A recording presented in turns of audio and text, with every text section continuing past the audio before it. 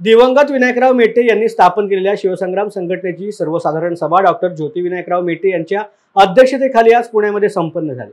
यावेळेला कार्यकारिणीचा कार्यकाळ संपलेला असल्यामुळे पुढील 5 वर्षांसाठी नवीन कार्यकारिणीची निवड करण्यात आली असून डॉक्टर ज्योती मेटे यांची सर्वानुमते अध्यक्ष म्हणून फेरनिवड करण्यात आली। या प्रसंगी डॉक्टर मेटे यांनी आगामी विधानसभा निवडणुकीमध्ये शिवसंग्राम 5 जागा लढवणार असल्याचे सूतोवाच केले आहे।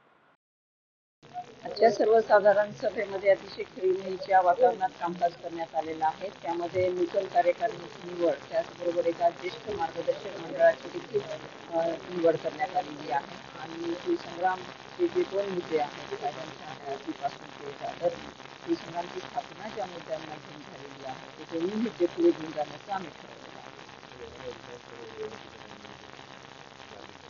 येणाऱ्या विधानसभा निवडणुकीसाठी शिवसंग्राम सध्या तरी 5 विधानसभा मतदारसंघांमध्ये आपली पूर्ण ताकद राखून आहे। त्यामुळे त्या 5 विधानसभा मतदारसंघांमध्ये शिवसंग्राम निवडणूक लढवण्यासाठी उत्सुक आहे।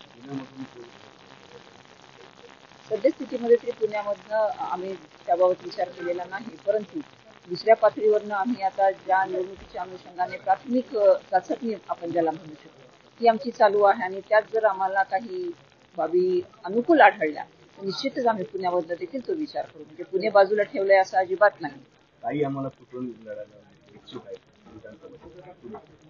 मी सध्या बीड विधानसभेवरती लक्ष केंद्रित केलेलं आहे आणि तिथून शिवसंग्राम माझ्या रूपाने लढण्यासाठी उत्सुक आहे।